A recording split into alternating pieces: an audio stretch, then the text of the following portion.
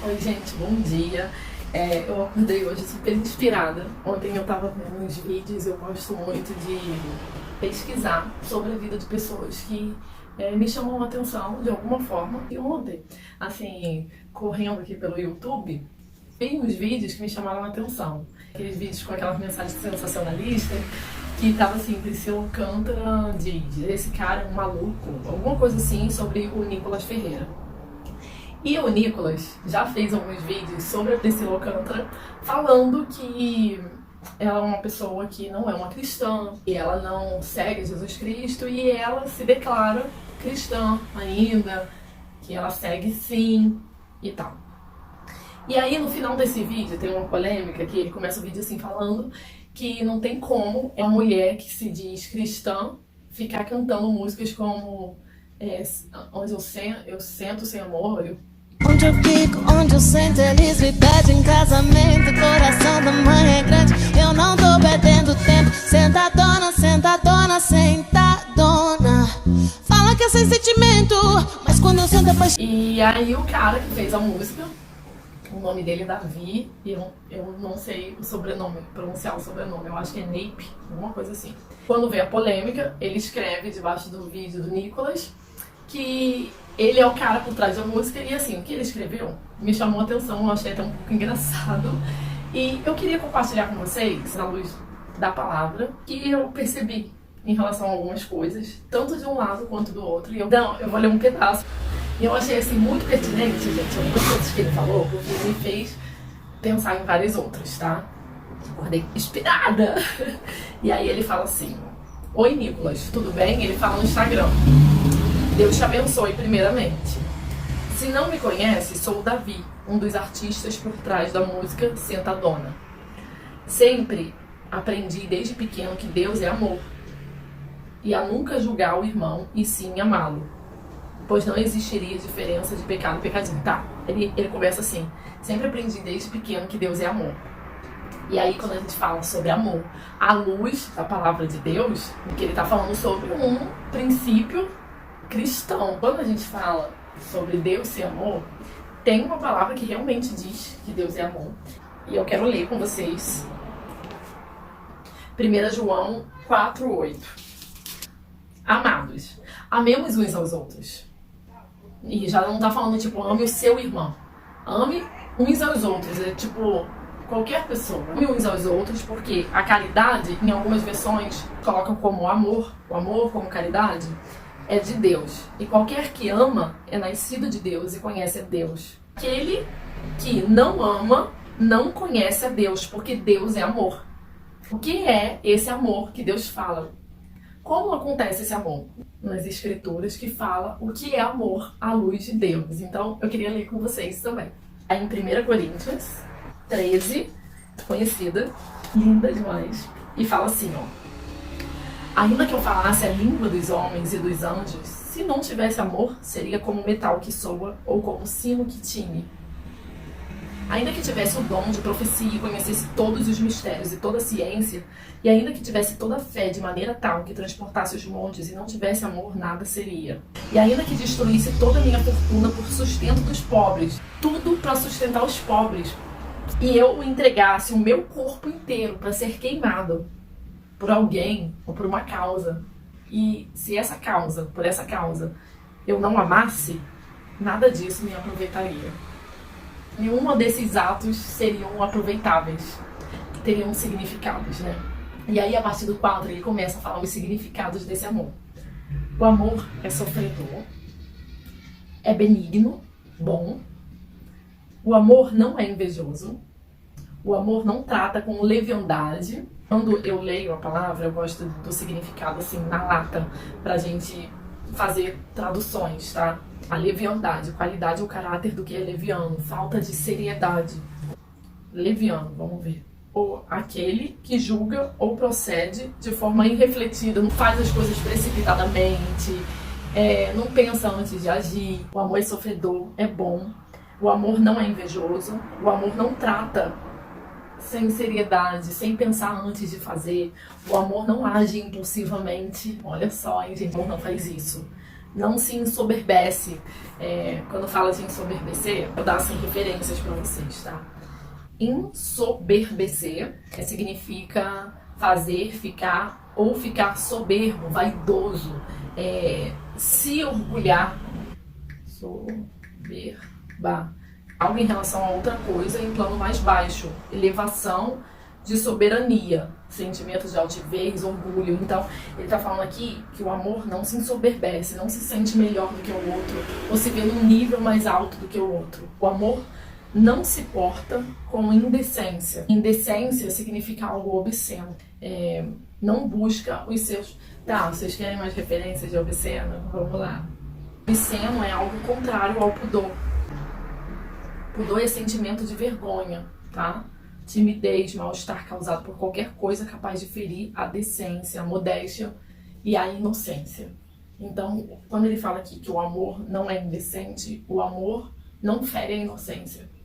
Não busca os seus interesses, não se irrita, não suspeita mal, não folga, não descansa com a injustiça, mas folga, relaxa com a verdade. O amor tudo sofre, tudo crê, tem fé, tudo espera, tudo suporta. O amor nunca falha, mas havendo profecias, elas serão destruídas. Havendo línguas, elas cessarão, acabarão. Havendo ciência, desaparecerá. E aí, gente, quando eu falo aqui sobre o amor à luz de Deus, esse cara aqui, ele falou assim: eu aprendi desde criança que Deus é amor. Ok, muito legal isso, mas esse amor de Deus, ele tudo sofre, ele tudo crê, ele não age repentinamente, sem pensar, ele não se orgulha, não se sente melhor que ninguém. E o amor tá falando que ele não age com indecência. Esse é um dos aspectos do amor. E esse cara continua falando assim: e ele aprendeu a nunca julgar o irmão e sim amá-lo. Realmente, a palavra de Deus, ela fala sobre a gente não julgar, para que a gente não seja julgado na mesma medida, que a gente não deve julgar as pessoas, porque só quem tem o poder de julgar outras pessoas é Deus.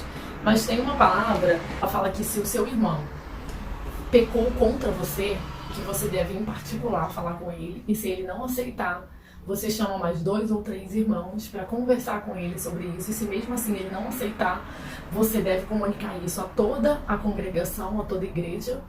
E se mesmo assim essa pessoa não ouvir a igreja, então que a gente haja como se essa pessoa fosse uma pessoa profana, que não faz parte daquele corpo, do corpo de Cristo.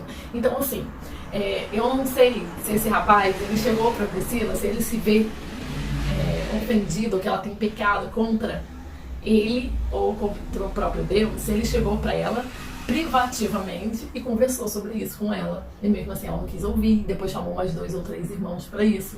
Então eu não sei se isso aconteceu. Agora, se isso não aconteceu, eu não concordo com você colocar o nome das pessoas. A gente tem que julgar as atitudes, mas a gente não precisa colocar nome nessas atitudes, porque como eu não posso julgar as outras pessoas, eu posso falar à luz da palavra sobre o que são atitudes corretas. E você, que tem uma cabeça, pode pensar sobre isso, tá?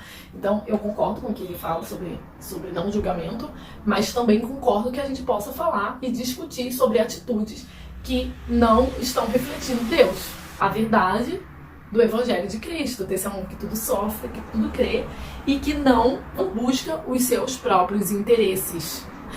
Porque tem muita gente aí que está buscando o seu interesse, o seu prazer, a sua vontade. Se alguém tiver mais algumas referências sobre essa coisa do julgar perante a palavra de Deus, diante dos irmãos, traz aqui pra gente conversar sobre isso. Interessante a gente pensar também que Deus instituiu algumas pessoas diante da humanidade para julgarem outras. Como muitos homens do Velho Testamento que foram instituídos por Deus para serem juízes do povo, porque eles não conseguiam ouvir a voz de Deus, e esses homens, como juízes do povo, estariam transmitindo o julgamento de Deus sobre a humanidade, não o deles, mas o de Deus, para que as pessoas tivessem clareza sobre o que Deus queria para a vida delas, tá? E como ele julgava as suas atitudes. Mas foram pessoas escolhidas para isso.